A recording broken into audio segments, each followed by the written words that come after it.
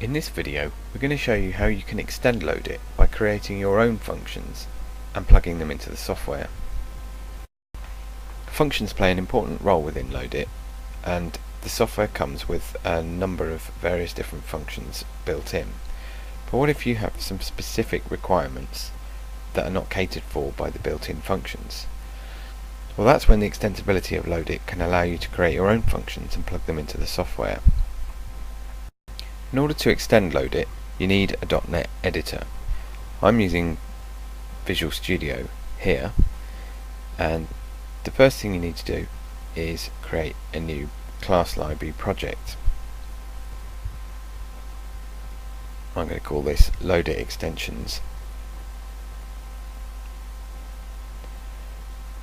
I'll delete the class, default class that Visual Studio creates, and then the most important thing before you do any extensibility within Loadit is to include a reference to the Loadit public DLL. This should be installed within the program files directory that's installed along with the Loadit software. So if I add that into my solution, I can now go about creating a class that represents the function that I'm creating within Loadit.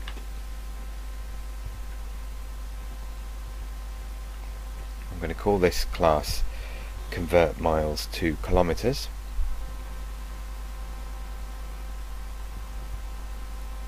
And you see Visual Studio has created a class for me. The first thing to do then is to import the relevant namespace containing the base classes that we want to inherit from. In this case, we're creating a function, so we want to inherit from function base, which is found within the functions base classes functions namespace. And with the magic of Visual Studio, it's recognized the functions that I need to override from the base class, and it's filled those in automatically. There's a problem because Visual Studio is warning me that I also need to do something with the constructor. I need to provide a default constructor. So all the way through the process, Visual Studio will be prompting you to fill in the bits that you need to fill in. So when I'm creating a default constructor, I'm calling the constructor in the base class, and I'm prompted for various parameters, the first of which is the name of the function. I'm going to call that convert miles to kilometers. I then can provide a description.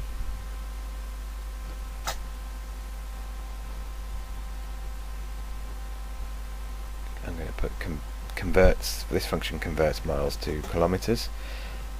You can include an example. I'm just going to copy and paste that in.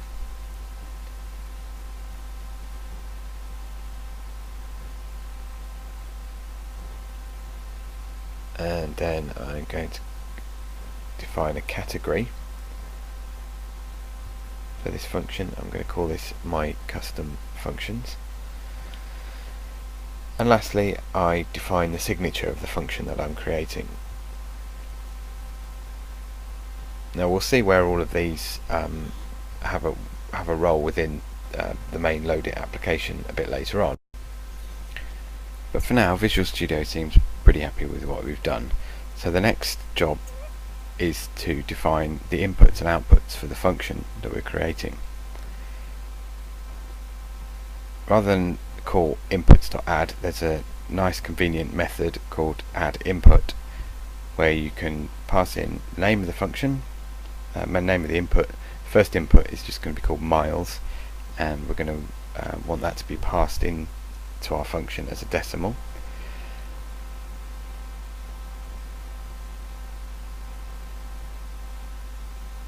And we're going to set the optional parameter as false, and we'll come back to look at that in a bit later on. So that's our inputs defined, and now we define the output from the function. I'm going to label the output as kilometers because it's kilometers that we're returning. Again, we want this to be returned to us as a decimal value.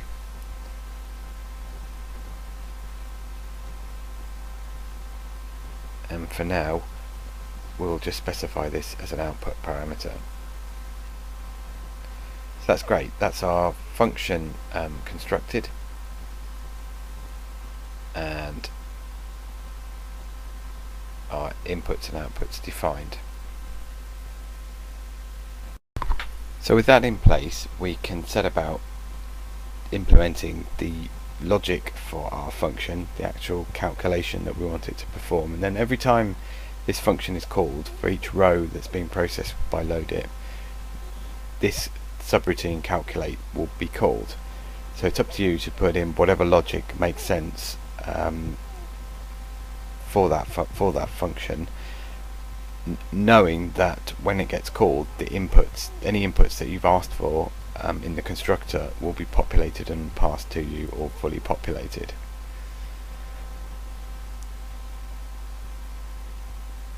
So before I implement the logic for my calculation, I'm going to define a constant,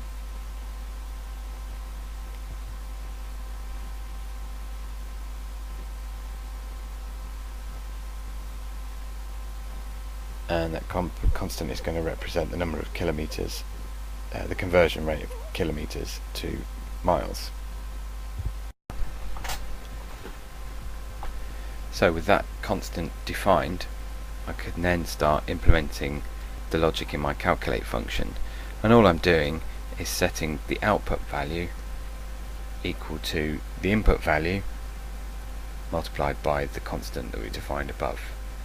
So they're the inputs and outputs that we defined in the constructor, and the logic is just doing the conversion via the constant value.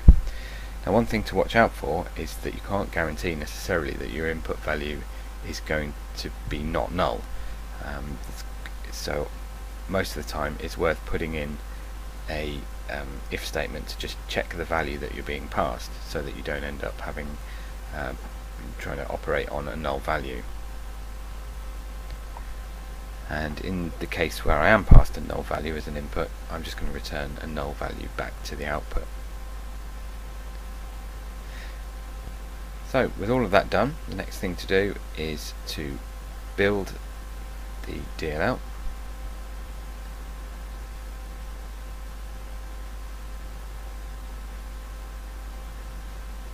And then we take our DLL that we've built, copy it, and paste it into the application executable directory. Then when we run Loadit, it should pick up the DLL that we've created as part of its startup. I'm going to add a CSV file onto the work surface just to test this out, and I'm going to load a file of customers data. Within this file there's a column called commute, which has values in miles representing the distance these customers commute to work. If I then drag on a derived column module and link it to the CSV source, I can add a column called commute km to represent the commute value converted to kilometers. If we just show the source column, and just for the time being just hide the row number column, so we've got the two values side by side. You can see we've got our source column and our target column side by side. And now, because we created our function and specified my custom functions as the namespace, Loadit has placed our function within its own folder with the name that we specified in the expression helper. I can paste it in. When I paste it in, I get the signature that I defined as part of my constructor. If I just clear that placeholder out of the way and paste in the commute value, check that that's valid, press OK, and you can see that the values in miles have been converted to their equivalent in kilometers. So in addition to this, there's just one other thing I want to cover for for today, and that is, well, firstly, that you're not limited in terms of the number of inputs you can define. You can define as many as you want. But I'm also going to imagine a scenario where optionally we might want to round the kilometre result, and so I'm creating a additional input parameter called round result. I've specified it's a Boolean value, but I've passed true as the value for the is optional parameter of the add input function. If I then update my description values and my signature values to reflect this, so I can call on those values in my calculate function. Firstly, I'm going to check that the optional parameter, whether the optional parameter has actually been passed, by checking to see whether its value is null. If it is null, then we just default to the previous behavior. If the value has been passed to us as true, then we need to round the result.